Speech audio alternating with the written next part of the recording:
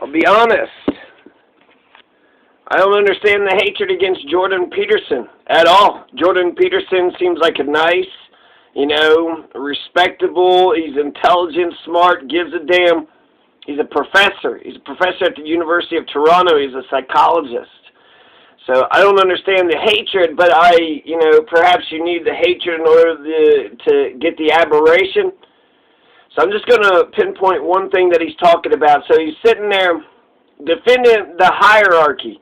Now, people want to talk about how there's oppressors and the oppressed.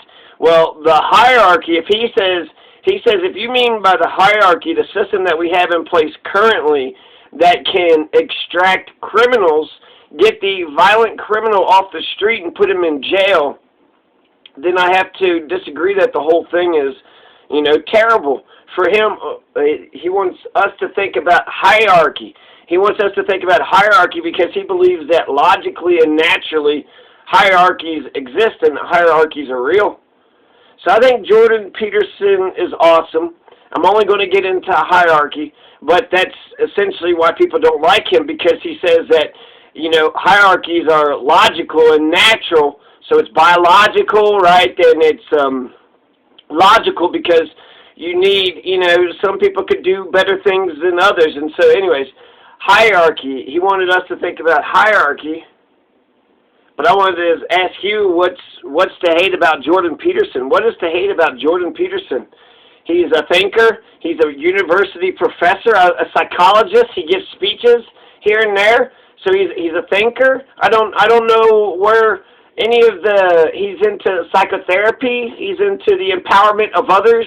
He cares about us. He tells us to be stronger, to be competent, to stand, tall with our shoulders back. So he wants us to do better. He wants us to be smarter. He wants us to be more perfect. So what is to hate about Jordan Peterson?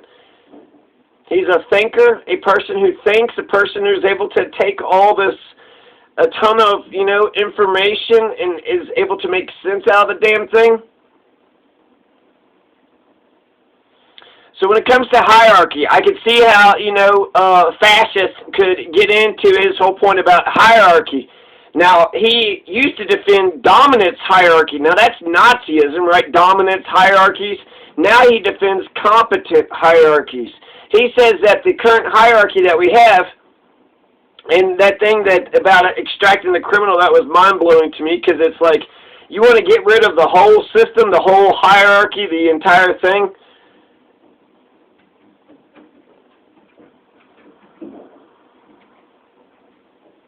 So for him, hierarchy doesn't have to be a sinister hierarchy. It doesn't have to be totalitarianism. It doesn't have to be fascism. It doesn't have to be a sinister. It doesn't have to be tyranny. It doesn't have to be tyranny. We can organize ourselves in a kind of hierarchy without there being, people could be plumbers and people could be electricians. People could be different things. It doesn't mean that they're after power per se, right? Maybe the money or whatever, but it's competence and it's, doing something good and productive. So hierarchy, his main point at that Oxford lecture is that logically, naturally, hierarchies are inevitable. So lobsters, the serotonin levels in lobsters, it rises as it rises in its hierarchy. When it gets more serotonin, it gets, more broad-chested and stands taller. And then it lowers as it falls. The serotonin levels lowers as it falls in the hierarchy. And so his point is that, we see hierarchies in lobsters, and the serotonin levels of lobsters are directly, correspond with its happiness. Serotonin is the molecule that's associated with happiness. I don't say, is it a neurotransmitter too? So yeah, he points out lobsters, hierarchies are found in nature. It's natural. Serotonin is associated with it. So therefore, when lobsters have power, they're happy. When they don't have power, then they're miserable. So logically speaking, that's naturally speaking. Logically speaking, he points out that because there's valuables, right? Some folks have value. Some people can do things. Other people cannot. Some people can cook. Some people can raise cows. Some people are dentists. So some people are valuable, and since they're valuable in a very specific way, that inevitably creates a different value system. You want this person because they could cook, that person because they're dentist, that person because they could raise a cow. So because you have these different value systems, people need a cook. Nobody needs a non-cook, but they only need the cook when they need the cook. So the cook, if he was to do it for power, that was a dumb thing. He's only got power when they need him to cook. But what's the point, and people have different values, to say some people, but there are some people that have no value whatsoever. Hey, you want to get in here and not cook shit, not raise a cow, not be a dentist? Hey, you want to get in here and just be a piece of shit, garbage person? People have different values, so maybe they can't cook, but maybe they can entertain, tell jokes, dance, sing. So there's a lot of things that we can do that has value for one another. The point being the parameters for all of society.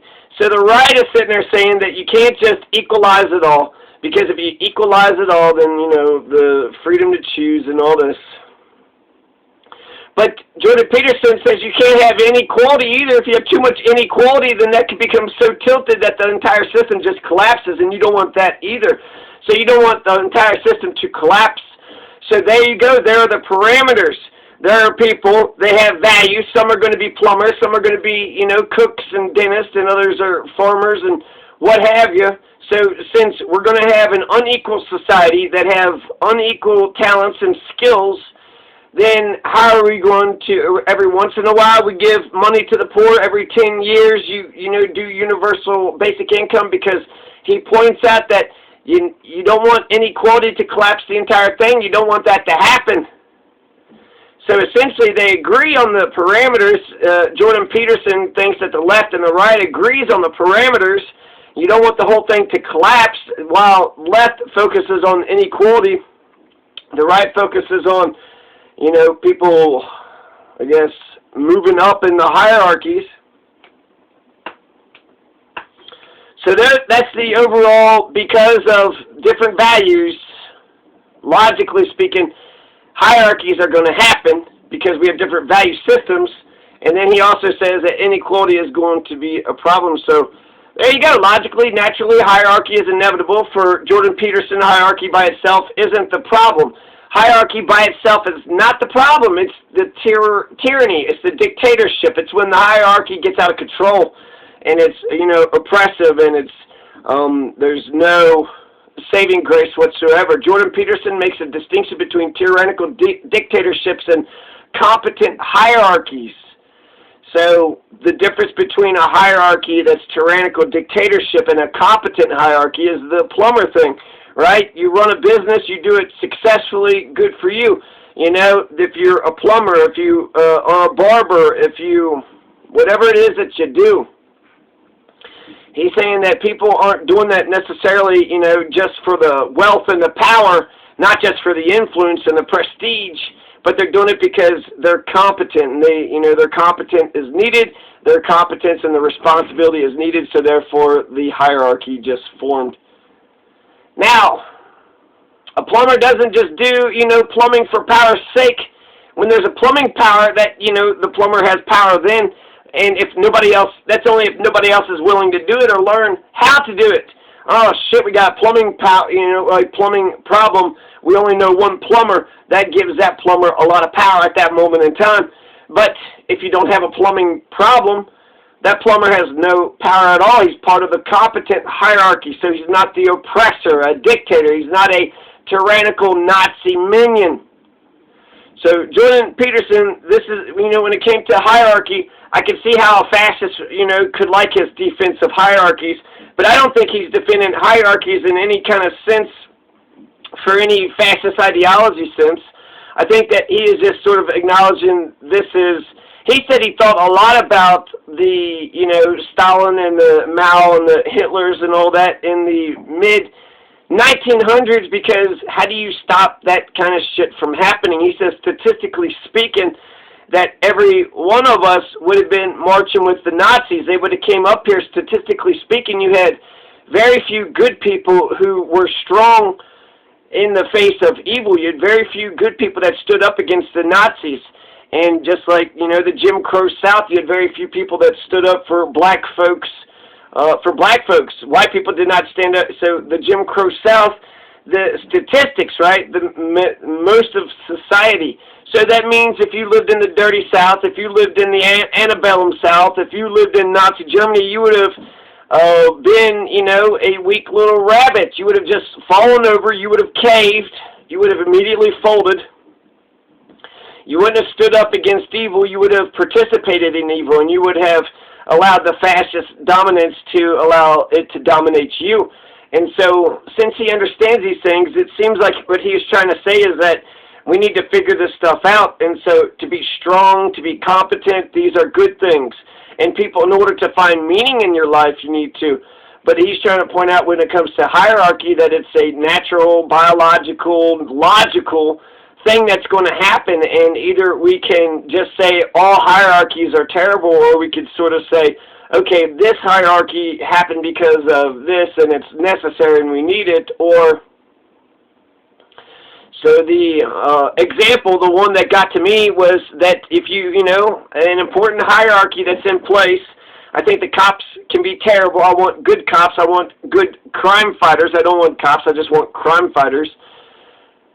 But in the meantime, until we get that, the police that we have today, they know how to, you know, get rid of a violent criminal. Somebody's going around the neighborhood, shooting the neighborhood up, or going around burglarizing, criminalizing, you know, raping, whatever. So if they're going around hurting people, the police, the hierarchy, will remove that violent criminal. So I've always given cops that credit, that they maintain order. So, you know, there's not over-the-top crazy shit that's happening, but just order. That's all they're maintaining is just order. They can, I think if they were community police and if they were walking around the neighborhood talking to, you know, each one of us and giving a goddamn fuck, they would do a lot better than what they're doing now. So the hierarchy is a system that's currently in place, and it's vital for our civilization, community, society, species, that we remove the violent criminals out of our neighborhood. So at the very least, they do maintain that order. Violent criminals are in it. We need that hierarchy. So, you know, the entire criminal justice system, right? You need the cop and the jailer for them to nab the people, and then the judicial branch that gives it the stamp of approval. Yes, we approve of those violent undertakings. So I could see how people could take a liking. He says some other words, dangerous and competent, responsibility, meaning, just finding meaning and purpose in your life. So he says a lot of stuff that, you know, it's not, I wouldn't say it's normal. I would say, you know, not everybody's talking about meaning. Not everybody's talking about purpose in your life. How do you get meaning and purpose in your life? And then when it comes to aggression, I think what he's doing isn't so much, you know, defending. He's not defending Nazis. What he's doing is, I think he defends men, and I think he defends mankind and the species, the human species as a whole. And so what he is saying when it comes to, not hierarchy, but the other word I was just throwing around out there, competence and responsibility, aggression. So he says that men are aggressive, or 60% you could say out of, you know, the pool. So since men are aggressive, you could say, you know, how dare you, man, for being aggressive. Or you could say, okay, this person's aggressive, acknowledge it, and find a creative outlet for it, and then tell the person, you know, hey, don't. And so aggression is just a part of who we are. And so I think that he talks about these ideas because these are just ideas that need to be talked about. And then because he's a psychologist, he actually has to, his work has to help people. So when he goes and talks to people and they say, hey, you know, I'm having this problem and that problem, he actually has to say, okay, my ideas are going to help you. And whereas some people could just be fucking pricks, just total assholes, right? Just criticize just to be criticizing. Well, that ain't helping nobody. But whereas his you know, thinking, his understanding of the world, his models has to, the rubber has to meet the road. People ask him for help, and so either what he says helps them or it doesn't help them. So the way I take what he says he's a good guy. He's a, psychologist, whatever. And here's the clinicians. Here's what the psychologists are saying, and he gives these lectures and what have you. But when he talks about hierarchy and aggression, when he talks about men being strong and proud and competent and responsible, I think that's him telling us and being, just saying, stand up, be the best that you could be. So, yeah, he gives a shit. He gives a damn about us. And so, yeah, I like Jordan Peterson. What's the hate? There's nothing to hate. There's only everything to like. He denounced Nazis straight up. In that video, they said, how come Nazis go to your thing? He goes, I'm opposed to Nazis. I'm against Nazis.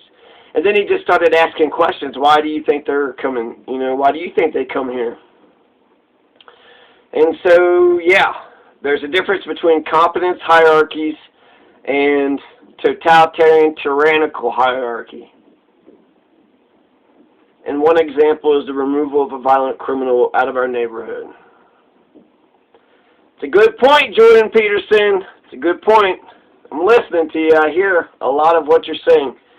Smart guy, and I just think he's just saying, okay, mankind, this is who you are, this is what you're about. Now, we're going to have to think about these things, because we're going to have to, these are the ideas of our lifetime, and we need to think about these things, because we're going to have to, do you want people to look back in our times and be like, how in the hell those people, why were they thinking, like, what the hell were they, let's sort through all this shit and figure, what the hell does all this stuff mean? Jordan Peterson's a smart guy, and I could see basically Jordan Peterson, his notoriety isn't because he's, Mr. Controversial and he's Mr. Get him out there, and his rise is because there's a major vacuum. There's nobody that's actually talking common sense to us. There's nobody actually that's breaking it all down and, making some kind of sense of it all for us. So I think that's why Jordan Peterson is filling a void. He's filling a vacuum, and if we didn't have a Jordan Peterson, I think how much emptier would we, our society be? But we would need another one, and we need more Jordan Peterson. So shit, people quit hating just to be hating. He's a conservative, so you're just going to hate him. Why don't you be conservative and liberal? It's called being balanced. Why don't you, stand up for the poor and for competence? Let's be for balance. Some things need to change, some things need to stay the same. Just be for balance. Some hierarchies are terrible, some are good. The hierarchies that build roads and schools and hospitals, those are good hierarchies.